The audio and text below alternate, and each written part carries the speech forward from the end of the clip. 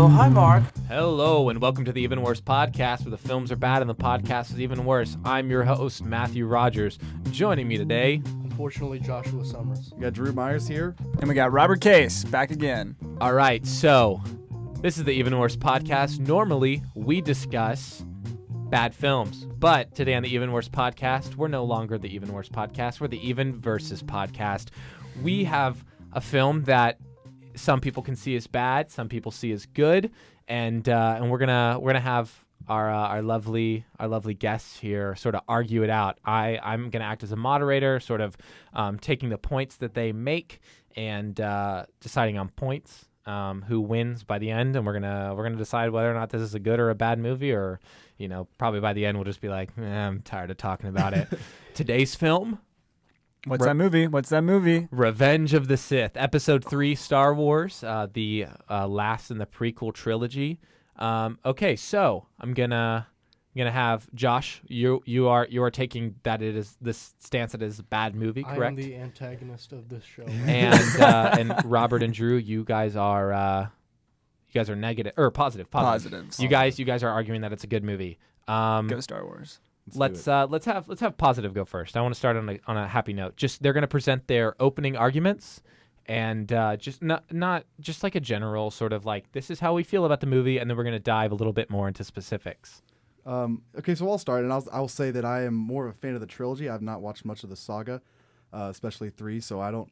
My partner here is going to have to do a lot of work in developing the argument, but I did take a couple notes, and I'll go ahead and go. Star Wars Episode 3 was the first movie I saw in a theater. I was about 7 years old, and I loved it. As a kid, it was one of my favorite movies growing up. The score, Battle of the Heroes, is something we kind of talked about during the film. Was Incredible. John Williams is both something that we agree upon unanimously is a great proponent of all the prequels. It's a part that makes the film good. Yes. Yeah, Okay. I definitely agree. The score, there's so many parts in that film where it just evokes so much emotion. I think it's awesome. The Jedis are so much cooler in this movie. We see them doing flips and stuff. That's something you never saw in the trilogy. I mean, you saw it in the saga sometimes, but especially in this episode, you saw a lot of, cool stuff the Jedis were doing. The growth in our two main characters, Anakin and Obi-Wan. Anakin, we see him slowly turn into Darth Vader with his temptation for Palpatine. His character change is very gradual and distinct.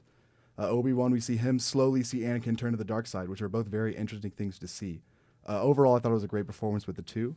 The movie looks really good. There are a lot of really cool shots. The CGI, for the most part, looks pretty good. And I think the coolest part of this movie is that it really explores like political corruption. It's something we've never seen in like a Star Wars movie before, and I thought it was really, really interesting.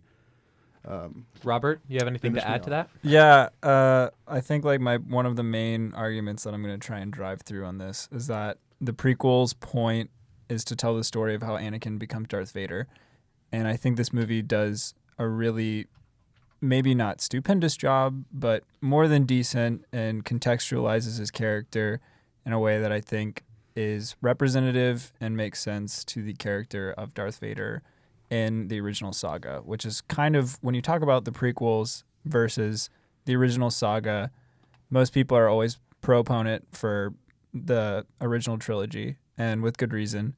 And so when you're talking about the prequels, it's usually you're arguing why they're not as good as the original trilogy. Mm-hmm. Mm-hmm. And it's good to have that perspective when talking about them.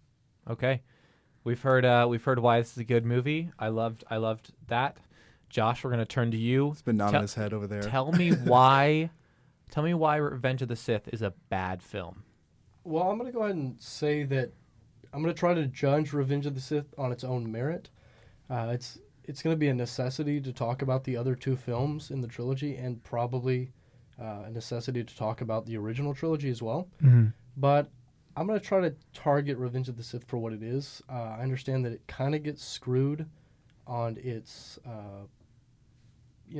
it has to be the third film in the trilogy, which, that's kind of it's not a knock against it, but so definitely going to try to look at the film, almost as a standalone, mm-hmm. and target the aspects there, which we'll go into later.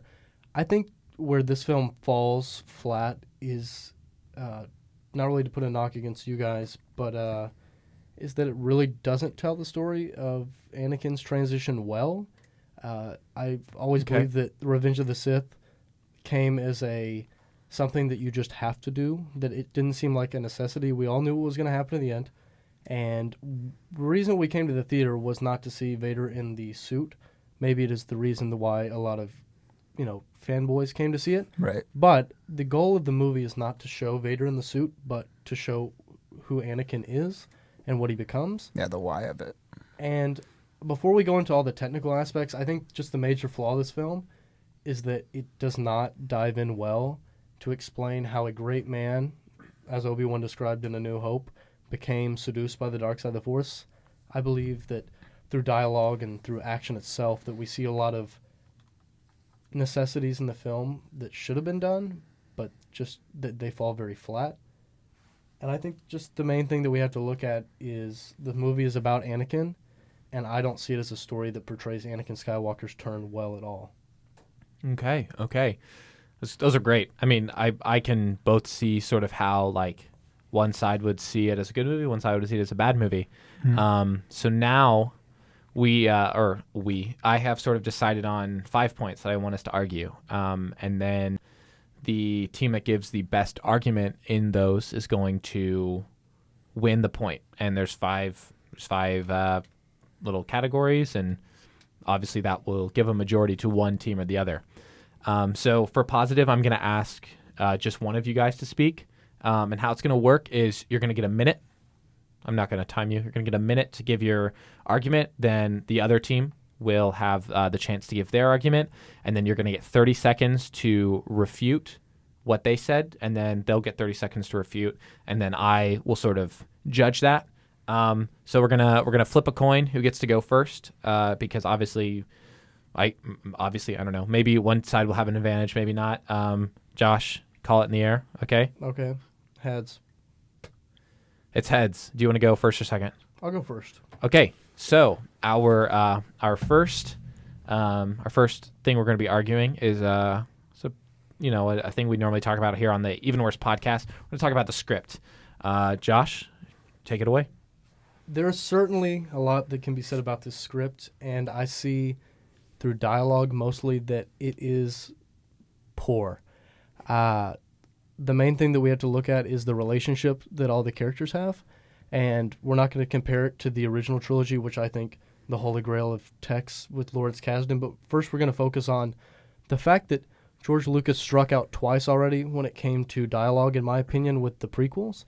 And so looking at this film, there's a couple things that Lucas needed to accomplish through the script. Like I already mentioned before, Anakin needs to be seen as a great man, and the other two films don't really accomplish that. They portray Anakin as more of a whiny teenager that's growing up, which is okay. That's okay. So in this film, I think the audience should have expected to see the formation, the final rise of Anakin's character before he is tragically seduced by the dark side. And I think that Lucas really underperforms when it comes to writing out this script. He did it by himself, and like Robert and I were talking about, he's talked about that he's really poor with dialogue, and I think you can see that a lot. One, he couldn't really talk to his actors very well to portray the script that they were showing off. So if we just look at the words alone, we see a lot of actions that really don't make a lot of sense. The story is very much jumbled together. We discussed that the film takes place over about maybe 7 months. We could call about 7 months, which it feels just like a very long weekend. And I think that's really a mistake that George went through. And I think the main thing that we have to look at is that Anakin's dialogue and his relationship with his peers. And I think that's the main mistake that Lucas makes, is his inability to show off the relationship with Obi-Wan well enough. We've seen that in most scenes that they aren't together, that Anakin complains about Obi-Wan a lot. And I think that in the original trilogy, we're talking about them being great friends and Anakin being tragically seduced. But I think in the Revenge of the Sith film, we see Anakin tricked. And that's all right. That's totally timed. That's like 2 minutes. You gotta let me finish my sentence. That's fair. All right. I can't stop myself. Positive side. Go ahead. You guys get 2 minutes, just like Josh did. So for script, I also want to beyond dialogue, just atmosphere as well. Like the script is not. I mean, yes, it is dialogue, so that's what they're reading off of. But also within a script, you have to have plot, tone, certain things that maybe I wouldn't be a proponent for the prequel trilogy. But I think we also should be looking at like the conceptual aspects of the script. Okay. We're dealing with some really heavy topics in this movie: betrayal, final judgment, and I think one thing that the prequels do really well, specifically Episode 3, is that the concepts are there. This sense of betrayal, maybe even though it's not delivered, executed very well. George Lucas dialogue / his directorial uses, like the emotion is there. It just may not be transmitted very well. And Okay. to add to that, if I can, Go for it. You have a minute. I would argue that there are scenes specifically which we'll mention a lot, and at least I will mention a lot in this podcast. The ending scene, the fight between Anakin and Obi-Wan. I think the dialogue at that scene It's powerful. was was phenomenal. I think it was an amazing dialogue. I think it was some of the words like you were supposed to fight against the Sith, not for it, stuff like that.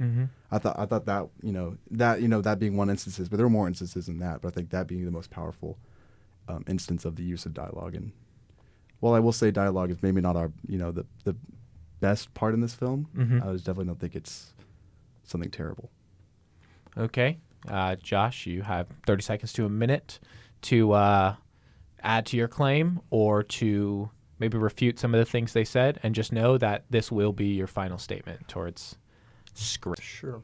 So I think what Robert said about the script being strong because of concept, a story is strong because of the concept that it brings up. A script cannot be just concept alone. It's how it explores those concepts. So I give him that maybe the story is good, that it brings up betrayal and it brings up all these dark subject matters that may be heavy, but that's not really the script. That's a story, and that's a concept in itself. So I think that may be a little bit off from the topic that we're actually on. Okay. Positives? Your final refute, final argument? Yeah. So I agree with Josh. I was kind of pointing out concepts when that's not precisely what we're talking about. You got 50 seconds to argue for dialogue then. Yes, but as far as dialogue goes, Drew and I are both in agreement that there are aspects within the movie where the dialogue is not entirely poor, namely the Obi-Wan sequence. Ewan McGregor's performance in this film is very good. Very good. We'll get to acting. We'll get to acting. But the lines that he says and the ways that he delivers them, I would be a proponent for. Okay. It's my job to sort of decide now who I think sort of had the better argument, and I think it sort of goes hands down for me. Who sort of gave the better argument, in my opinion. I think this group brought up a lot more. Not necessarily examples, but reasons why. I'm going to give it to Josh. Oh, what? I'm giving it to negative, just because. All right, let's wrap it up because here. I think he talked a lot about sort of how the dialogue was really poor, and then like I think positive y'all's argument was a little focused too much on like story and concept, and I think Josh sort of brought it up. You were like, the script is like you can have a great story, but the script is how it explores those concepts, and I mean like I wrote that quote down just because I thought it was so great. So I'm going to give the point to Josh here. He's given me a weird face. I think we need a little bit more time. You think we need? I want to hear a little bit more from them. Okay, well you talk for 2 minutes. I know that's on me. I'll try to cut it down, but I do like because I liked Robert's point, the concepts. Okay. And I know that we only have a certain amount of categories, so I get that I did have to refute that just to boost my own confidence. Yeah. But at the same time, I liked what they said. Okay. I disagree. I mean, with I do how it like worked what they said too. I do, but again, it's about the arguments. And I think you just had the stronger argument. You did. I think I also had a home field advantage with talking about George Lucas scripts. So we'll see how this goes. We'll see. Okay, so that was 1 of 5. Josh, you've won the first point. Congratulations. Score is 1-0. Nice. Negative. Next up, we're gonna talk about action. I'm actually retiring. I'm Talk- gonna kind of leave when I'm on top. We're gonna talk about the action. So lightsabers, spaceship battles, basically how the film handled action. Who went first last time? I did. Josh went first last time. Positive, you guys are up. Mind if I start? You Go for it. have- I don't have much. You have 2 minutes. It's something I said in my opening argument. I thought the lightsaber fights were phenomenal in this scene. And not only the lightsaber, but the locations of some of the fights, especially in the last fight, but also I'm not very familiar with with Samuel L. Jackson. Sorry, Mace Windu. Windu. Windu. His lightsaber fight was really interesting. We were kind of talking about his type of style, and we definitely saw something. I mean, nothing compared to the trilogy. Definitely something better than 1 and 2, and I thought it was outstanding. I think there's no way you can argue against the action in this movie. Yeah, the Mostly- action sequences in this movie are really cool. We have these really interesting set pieces where, like on Mustafar, you have this red, very lava-oriented planet being contrasted by these blue knights, one who's evil, the other one who's not. And we have space battles. There's explosions, but it's not extremely gratuitous besides the heavy use of CG. But Lucas argues that with the fact that it's like a cool use of technology. But besides the fact, there's a lot happening, and most of it has purpose to it. We'll get into the point of fighting here in a second. But as far as the cool aspect of it, that's a big plus to it. There's a lot happening. The fights have some emotional meaning to them. It's forwarding the plot. And I'm a big fan of them. I love those fight sequences, and It's paired with good music and sound effects. And Star Wars is masterclass at sound effects. So Absolutely. Is that it? We moving on, Josh. yeah, Josh can go. Your opening argument as to why the action in this film is bad. So I'm going to split this into 2 parts real fast where I talk about fights without lightsabers and the fights with, and I'm trying to do it as quickly as possible. So the war that our main plot is focused around has no consequences. The war that we see is fought between clones that don't matter and droids that don't matter. Okay. And I think that really factors in when it comes to caring about action. The main thing why action works is because you care about the people that are fighting, or you have interest in the people that are fighting. And I see the action between the clones and the droids as really a backdrop that never really has any consequences. Our main setting, which is Coruscant, is never once affected by any of the action scene. That everything is very bottled up, and it really doesn't have any effect. And I think action without a lot of consequence is very boring. And I think that spectacle can only go so far when it doesn't age your story well. And real quickly, I want to talk about the lightsaber fights. That the highly choreographed nature of lightsaber fights also falls flat in terms of spectacle. When you want to talk about what a lightsaber fight really means, it's not about the people actually striking each other. It's about the emotions that they feel with each other. And what I see Revenge of the Sith falling flat is we have a bunch of characters that fight with lightsabers that don't have any connection, whether it be Yoda and Palpatine, whether it be Mace Windu and Palpatine, or even Grievous and Obi-Wan. That you have a bunch of characters that have these highly choreographed fights, and those are great. That's great to see. But it takes you out of the film because it doesn't have any weight to it. We know the outcomes are going to be all of the characters we know die. So then after you look beyond that, you see that there's really no under the skin emotion. Okay. And I think that's the main problem with the action, that action doesn't have consequences, and I really don't feel for any of the people that are going within the action. It was beautiful. That was right in time too. I'm really proud of you, Josh. I tried to go a little quicker. All right. So right now, I'm going to summarize your arguments. Right now, from positive, I've heard the fights are really cool, and from negative, I've heard they don't have a lot of emotion. They don't have a lot of consequence.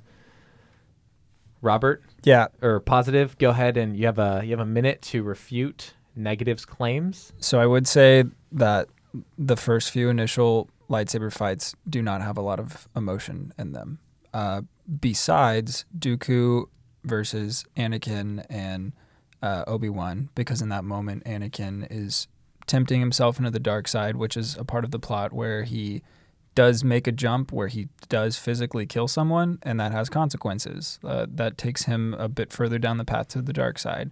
And then also in his fight with Obi-Wan, there's a lot of emotions that are happening in that, albeit maybe it's not being delivered excellently and has been parodied to the fullest extent on the internet.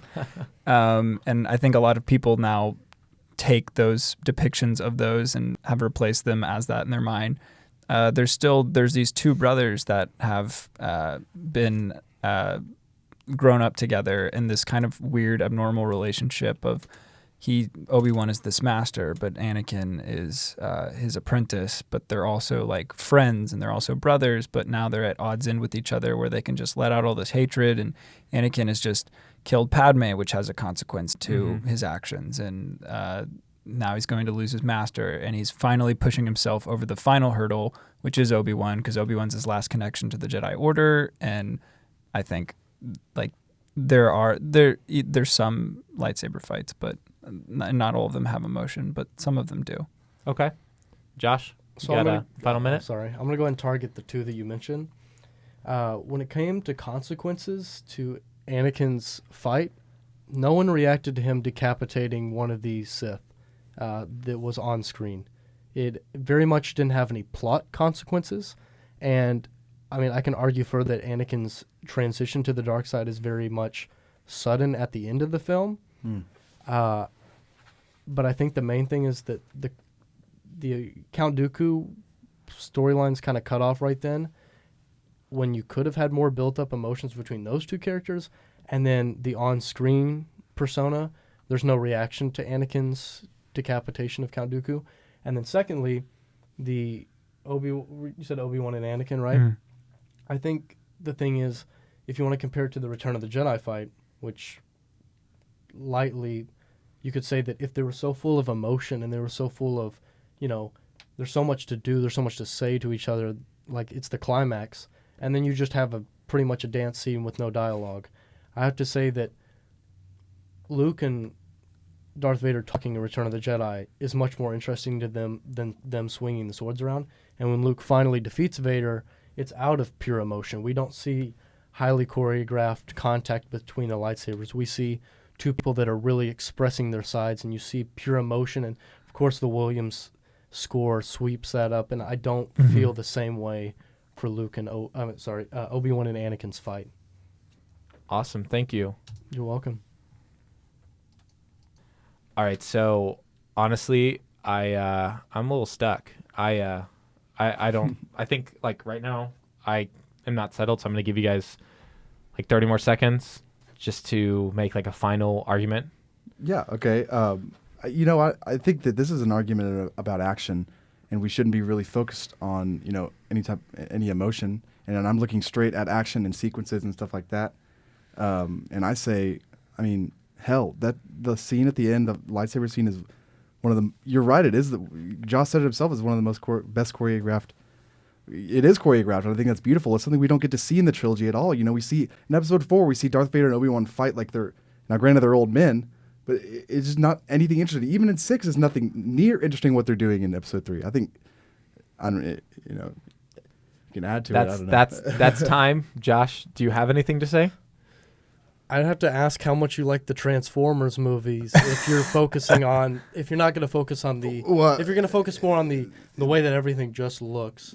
But I'm gonna have to say that 6, again, if we're going to look at action, that action is not just how well it looks, but the consequences that it has, and I'll bring that word up again, and that how that everything feels and how it fits into the story. These fights often stall the narrative and they stall the story. While I never thought that a fight maybe on Bespin, like in Episode 5, or on the second Death Star in Episode 6 ever halted the way that the story itself was moving. I see that every action scene in this film, mainly the lightsaber fights, is an excuse to extend the amount of time the lightsabers are on screen. Thank you, Josh. I think I have come to a decision.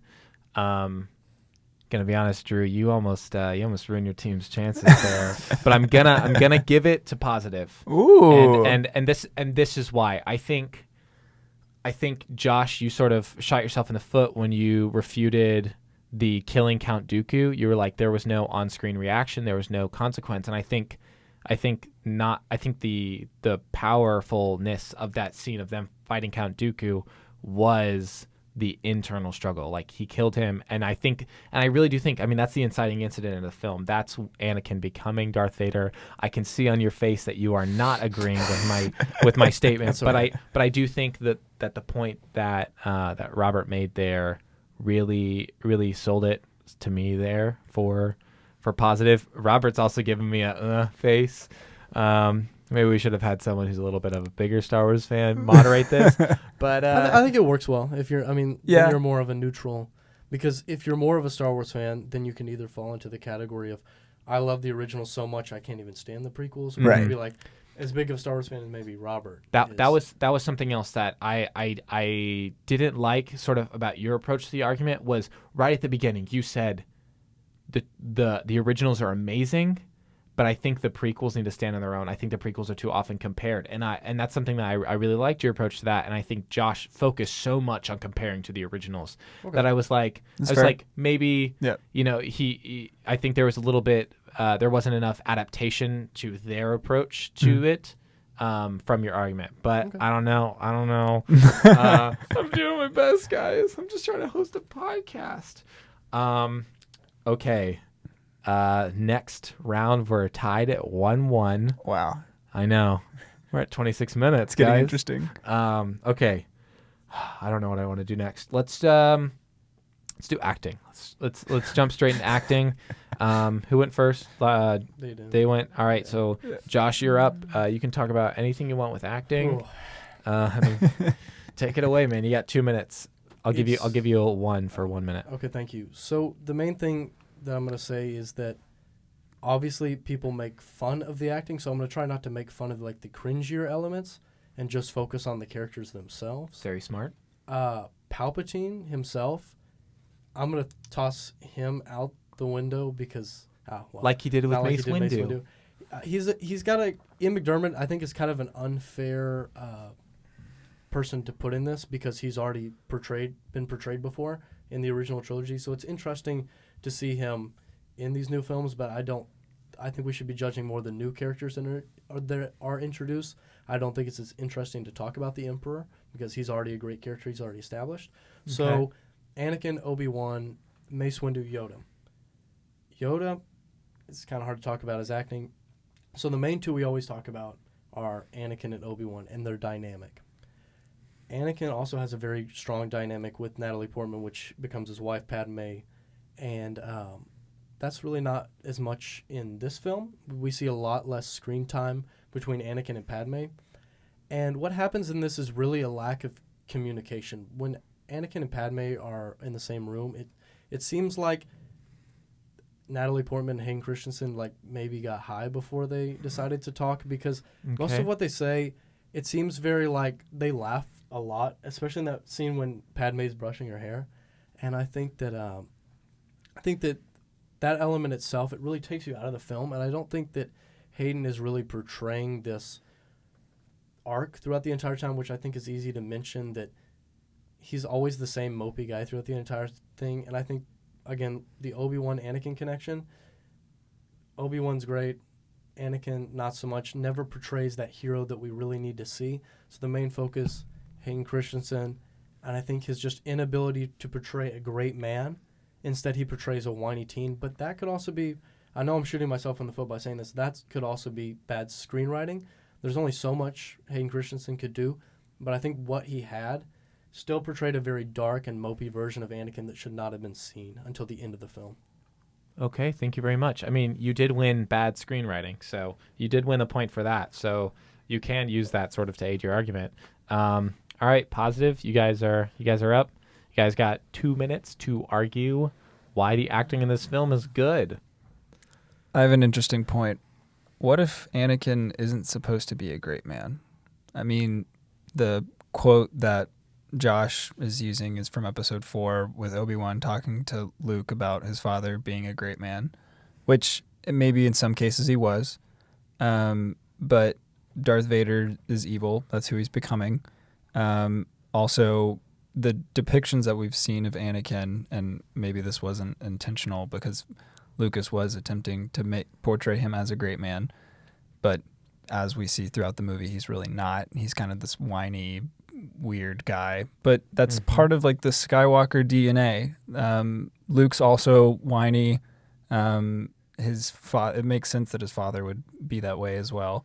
And I think we've seen that throughout all three movies, whether that's bad characterization, which you could make an argument for. I also think that like that's part of who Vader is as well. He kind of has, in the original trilogy, he has like these weird dialogue scenes that he'll say something that's kind of wonky. And I think also that's part of who Anakin's character is as well. And I see them synonymously, despite the fact that Anakin has to become Darth Vader.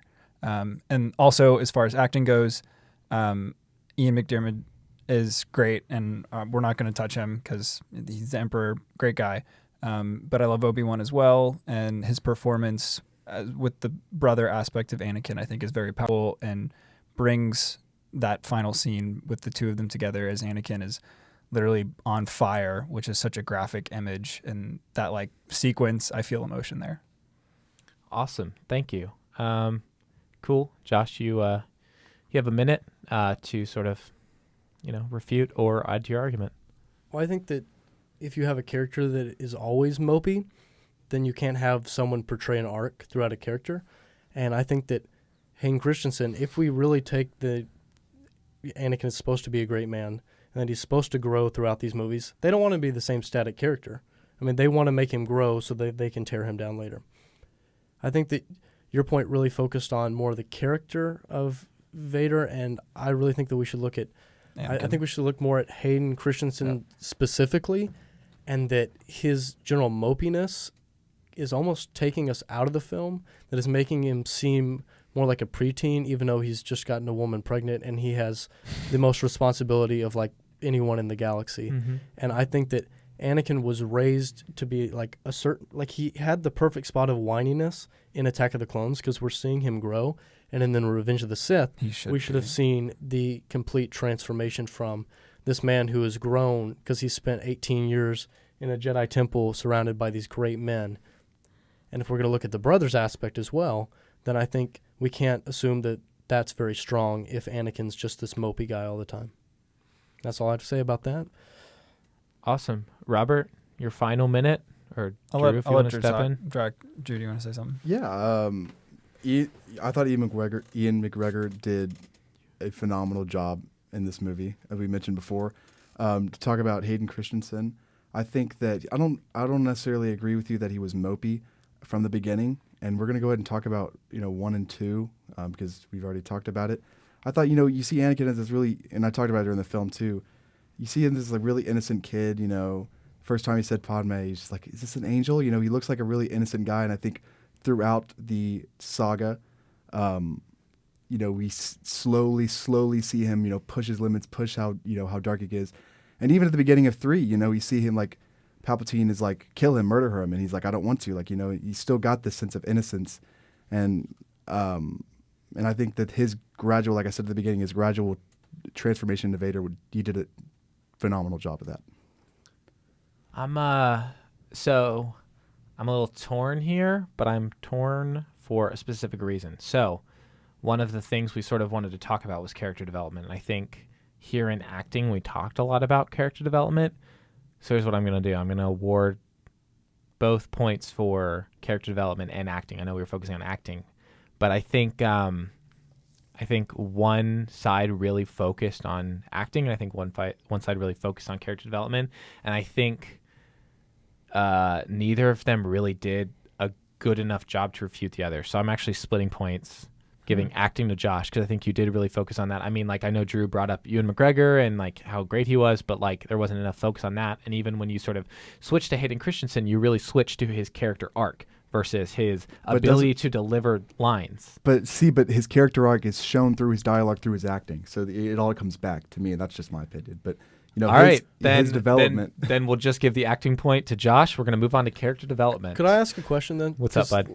You were about to split the points. I was. But I know. We were on a specific category. Like, if I knew it was character development, I didn't know character development was a. Because if you can't split the topics if we're only addressing one. You're right. Then acting goes to Josh. Next topic: character development. They've already won. You guys talked about it, but You guys first. you guys are first. Go ahead. Go ahead, Yeah. positive.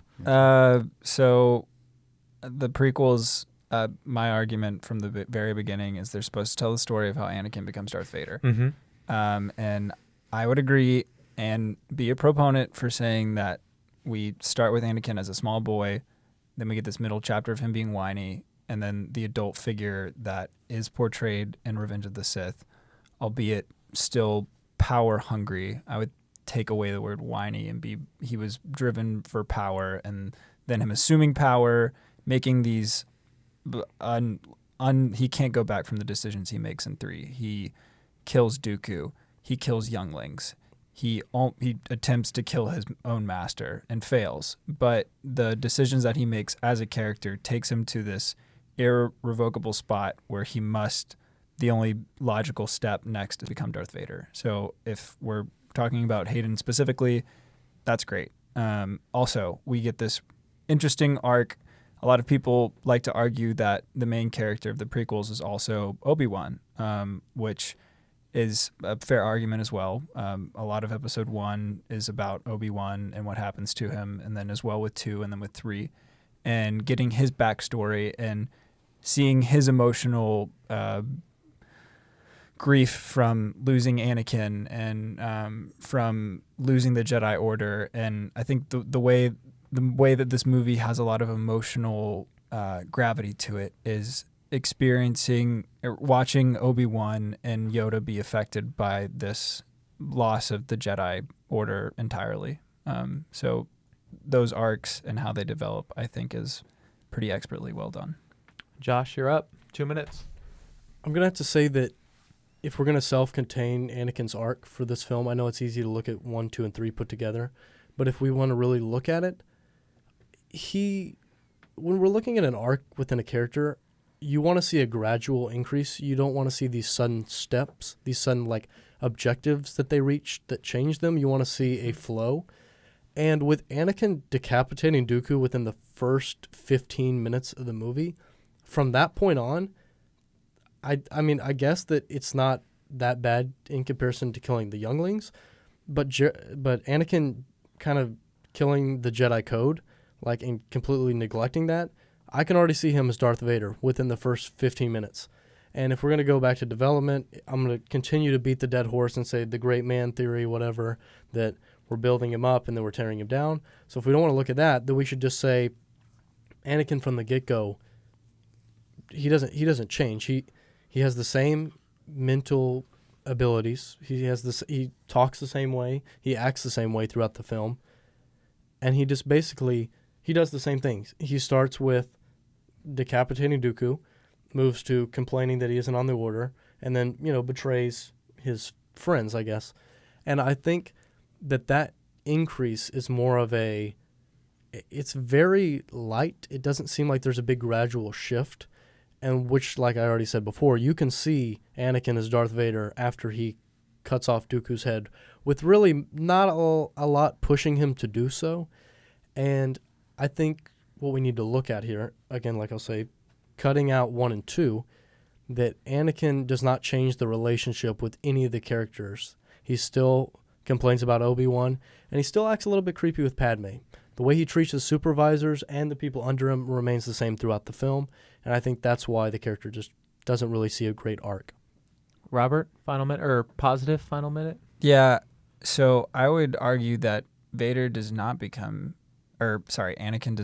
Vader when he cuts off Dooku's head. And that's solely because there's no Vader without the Emperor. And at this point in the movie, Palpatine has not become the Emperor. And with the character arc of Anakin, he's manipulated in this moment to kill Dooku. Yes, it's an independent decision that he makes. And yes, he's the one that slices off its head. But in the dialogue that's between him and Palpatine, he says he should stand trial, and that Palpatine tells him, no, just go ahead and do it. And since he is this social authority above Anakin, almost like a father figure, it's really easy for Anakin to make that decision. And yes, that's a progression towards his eventual fall throughout the movie, but I wouldn't say that makes him Vader. So just to disagree with that with Josh. Josh?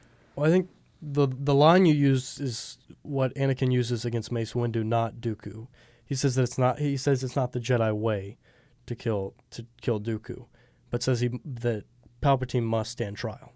And so, if we're going to look at that, it only took one sentence and 2 words to get Anakin to portray all the morals of the Republic, all the morals that he has as a Jedi, to completely take the life of a man without hands. And, I mean, do they not have prisoners of war? So at that point, I just continue to bolster my argument that Anakin maybe at the beginning started as a dark figure that doesn't undergo change. I see where you're coming from, but at the same time, I think that the way that you argued it maybe isn't up to par to convince me otherwise. But I would say you bring up a valid point, but I'm going to have to knock that one out. Wow. Okay. I was really leaning towards Josh. I'm just talking through my thought process here. I was really leaning towards Josh when you were like, he killed from the beginning. It's very clear, Vader. And then you sort of talked about Robert sort of talked about he was under the manipulation of the Emperor. I was like, I was almost like he just shut down Josh's point, but then Josh came back and was like, he was unarmed, like literally unarmed, like he didn't have hands. Can I say one more thing? Yeah, I have no clue. Go for it. Anakin also hates Dooku. Dooku literally cut off like one of his own limbs in the last movie. So he's also emotionally scarred from that. So to be able to think about in his own mind justifying, I'm just saying this from a character perspective, but Anakin killing Dooku isn't hard for him to do. Like he has a lot of hatred for him. Josh, go ahead. I like what you said, but you're wrong. Now, what I'm gonna use on that is that, again, the main thing is not character, but the development, the arc of the character. Yeah. So if we want to still maintain that Anakin's going to start as a great man, he's going to fall, then we have to take into consideration that maybe that he would be more mature not to kill Dooku. Anakin not killing Dooku would be a great moment for the film to kind of stop, pause, and say, hey, we have a new Anakin that 2002's Attack of the Clones is not the same Anakin that we left off. That would automatically kind of push and bolster him up to be like, wait a minute, we know that he cut off his arm, but he has mercy. He's showing a lot of Jedi tendencies that he unfortunately doesn't use. Of course, it affects the plot later on, but I think it also misses a great opportunity to show off the development of the character. But isn't the whole movie supposed to get Robert, please. Anakin to Vader? Robert, please. You have to finish your point. No, It does. Its main intention is to get Anakin to Vader, and the development would be more tragic had Anakin already proven himself as a greater Jedi. Josh, you made a really good point there at the end, but sort of, I think like tying it all together, like I think Robert really sold me on the whole, like, it wasn't a stretch to kill Dooku, which makes it more of a stretch to kill those he killed at the end, and it's more of a betrayal to kill those at the end. And I think you, Robert, said Anakin isn't Vader without the Emperor.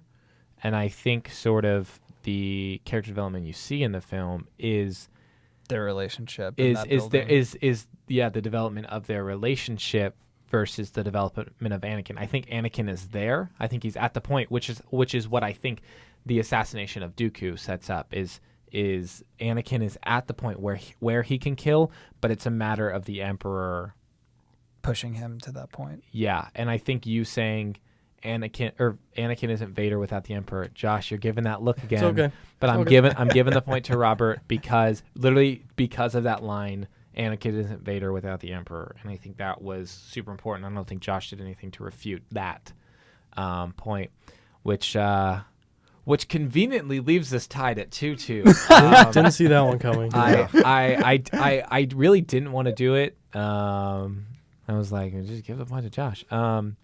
No, but it was that final point, and now, Robert, I know you wanted to keep the originals out of your argument. Josh, you've used the originals a lot in your argument. Unfortunately, yes. Here is the final point up for grabs, is the ability that this film had to set up the originals. The ability that, or the way that this film I mean, it's sort of we're all combining script, story, Ties it character all development. together. We're tying it all together here for the final point to get us to Episode 4, Darth Vader. How did this film do it? Or in Josh's case, how did this film not do it? Josh, you're up first. You got this. Did I go first last time? Or did Who you went go first? No, wait. I'm trying to think of. Well, I went first last time. you went first last time? I couldn't Yeah, remember. it's you. Yeah, Josh, Okay. you're first. So, first let's talk about the film doesn't really carry the weight of Revenge of the Sith to A New Hope. I get that there's a 19-year divide. So that's something that I'm kind of going to look at. I think overall, the film, the tones of A New Hope and Revenge of the Sith are very different. I understand you make a movie in 2005 compared to 77. It's a hard argument to make that they should be similar. But I think making a PG-13 adaptation of Revenge of the Sith and portraying all these characters the way that they did missed a golden opportunity to make Star Wars feel like Star Wars. I feel like whether it came to the lightsaber fights or it's not really an Easter egg thing, but the way that they showed off the relationships between the characters, I don't think enough of the prequel trilogy really carries over to the original trilogy, mainly centered around the Empire. We don't see any effects of the rise of the Empire go on to the original trilogy. It seems like they're two separate events going on. It almost feels like the movie is disconnected in that way. And I think overall through the backtracking, the way that the characters, mainly Anakin Skywalker, is set up, I don't see Darth Vader really being Anakin. Hayden Christensen, for me, will never really fit that Darth Vader perspective. There's a lot of things that they do differently, whether it's the way that they talk, how they order around people, and I get that there needs to be development between the two films, but I never saw a rise in Anakin's character. I never saw a dialogue that really fit the same way as George Lucas's 77 script was. I think that the differences that these films have, besides living in the same universe, really separate them. Robert? I'll go first real Or quick. Drew? Yeah, I'm here too. Sorry. I thought that Episode 3 did a fantastic job of setting up for 4. I thought that, you see Episode 1 and 2 and you're like, okay, this is cool, whatever. But, I don't really see how this has anything to do with 4. How are we going to get to 4? You see 3 and you're like, that's how. I think as a fan, you get such like a fan boner when you see Luke and Leia come out of Luke and Leia come out of the womb and she's naming him Luke. You're like, oh, that's Luke. And then you see Luke get dropped off at Tatooine. And you're like, oh my God, like this is awesome. And as a fan, you're like, so this is how everything connects. And you knew it was going to happen, but you didn't really know how. And I thought it was really cool. And that's why 3 is, definitely better than 1 and 2, but also just a good film in that it really does piece everything together. And yes, there is like a 15-year, 16-year gap between the end of 3 and 4. And so that maybe could explain your thoughts on, Darth Vader, dialogue changing. Darth Vader is changing as a person. It's been 15 years. So that's my argument to that. You can finish me off. You guys got like a minute left. How Anything to say? the prequels point is to tell the story of how Anakin becomes Vader. And then Back to that. And by the end of Episode 3, we know how that happened, and we have that context for the saga. And at 3's purpose, as looking at it holistically, is that it's supposed to take 1, 2, 3, 4, 5, 6 and put them all together into one shared universe. Yes, there's a jar between the specific lingo between what was happening in 77 with the original trilogy and with the sequel trilogy. And they do stand alone, but they're also very much connected. And I think it's purposeful in the way that they were made. And I still view them within the same universe pretty equally. Okay. Wow. That was great. All right, Josh, you got a final minute. I know where I'm leaning now, though. Okay, so I think what we need to look at is whether or not, just because a story shoehorns in the original trilogy and sets it up, does that mean it's done well? And I think the points that you brought up, maybe Drew, seeing like Luke and Leia and the fan service it's provided, is not a plus for the movie. I think that's actually something that really makes the narrative has to lean on it. And I think that you also mentioned 1 and 2 not really feeling the same way as 3 is. And the ability or the inability of 3 to connect to the other ones, I always see that this one or maybe the other two inversely, stick out like sore thumbs. That 3 does not really envelop the other two movies. Maybe it's the fault of the other two films, but they don't really work as a whole together. Like Robert had pointed out, like you have pointed out, obviously it sets up our characters. It shows off what's happened to them. But I think the fact that Revenge of the Sith has to do so much towards the story of Darth Vader that hasn't been done in the previous films, that everything feels so like collapsed into the last 30 minutes, whether it comes to our characters, our setting, what's going to happen in the next couple of years. Everything's not really tied up well. And I think that, like I just said, the inability to create a good narrative, just one that fits into a puzzle, is a problem. Josh, you saw episode 7, right? I did see You episode did? 7. Okay. So, this is a spoiler for people who haven't seen it yet. You might want to cover your ears. There's a point in the movie where Princess Leia is shown on screen, is there not? That is true. And what did you do in the theater when you saw that?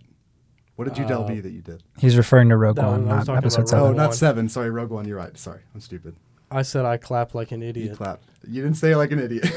You said you clapped like a fan. Yeah, fanboy. Exactly. That's exactly my point. But You have to do that in a Drew, film. You have to do that in a film.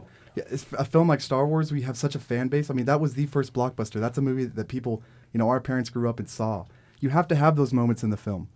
You can disagree with me all you want because I don't get to talk anymore, but I completely disagree with that thought. I think that having that thing really makes the film purposeful. Not purposeful.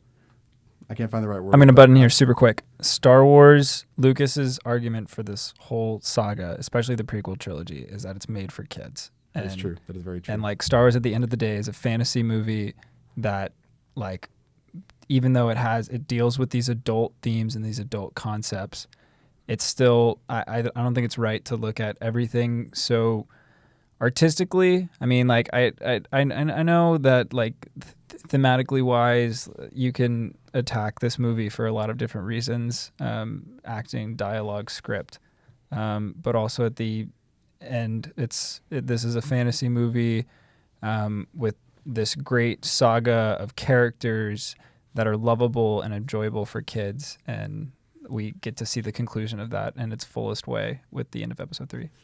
All right, because it's the last point, and this is where all the marbles lie, I'm going to give Josh 15 more seconds.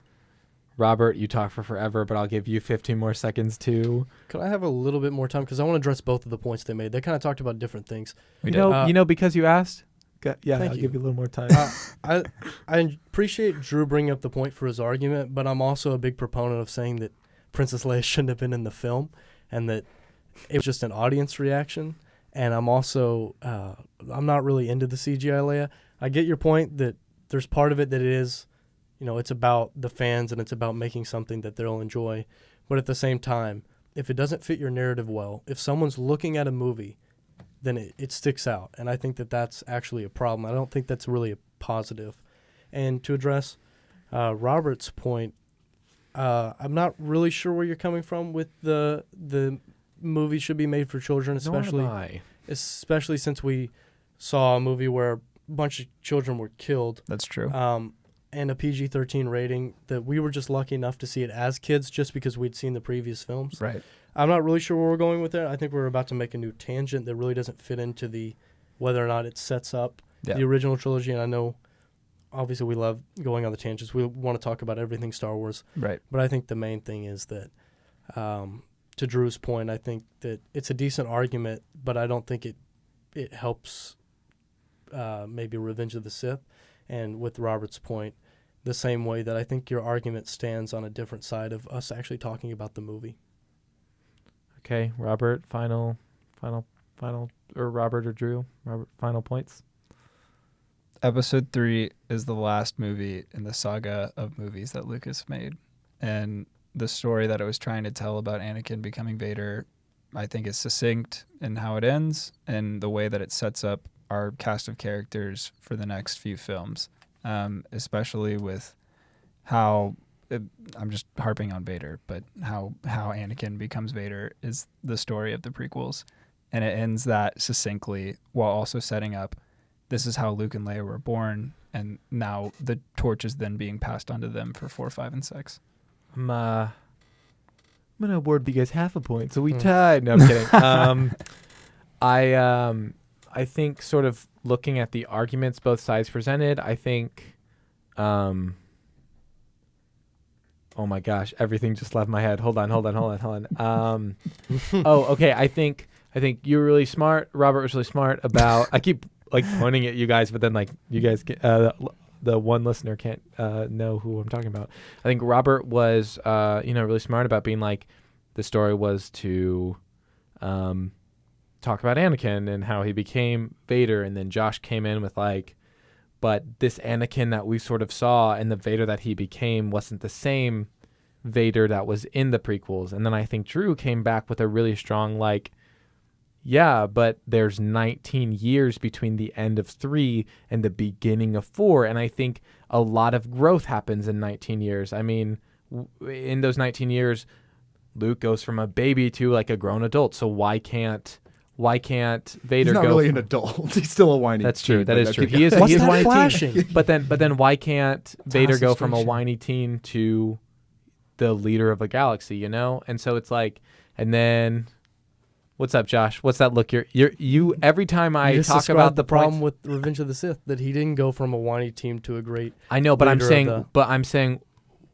but I'm not we got saying to see that I'm not time in saying between. that Darth Vader though at the end of Revenge of the Sith is the Darth Vader we see at the beginning of 4. Exactly. I think there is so much time there Oh. that, and I think Drew really focused on that. There's a lot of Okay. time in between that he can become the Darth Vader we know, and I think Now, an argument you can make is that maybe George Lucas should have chosen to show us that time instead of show us the time as he was a little kid. But looking at 3 itself, you It's an can't interesting. do that. It is an interesting cutoff point. One of the things I was talking about is Yeah. we don't really get to see the Empire. True. Which, if this Empire creates a rebellion, it obviously has to harken back to Mussolini or Stalin or Maybe they'll Hitler. explore that.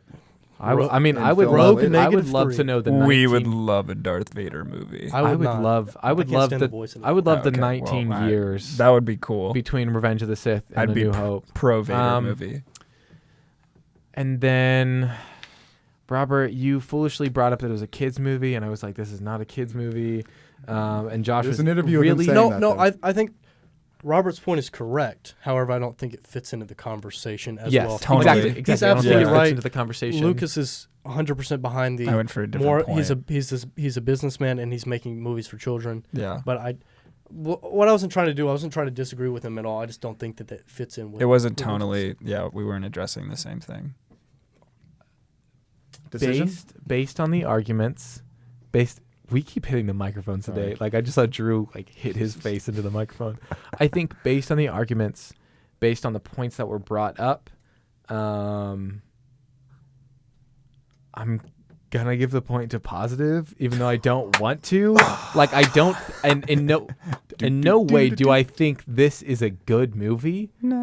But I think the problems that I have with the film were given to Josh. I think the script is horrible, and I think the acting is horrible in this film. Agreed. But I think Robert, I think your love for the prequels really like showed, and your ability to defend how these are important to the overall story, and I think that was really shown just in this last argument.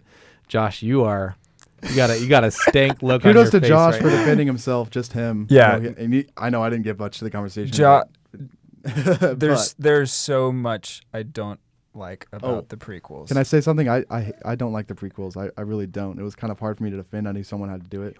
But Josh, are you okay? I'm good. I'll always be a fan of the trilogy. I'm a little bit shook. I'm shook. I think He had the- really good points. Josh, I feel like your arguments were like for the most of the part stronger and like more academic, but I think Absolutely.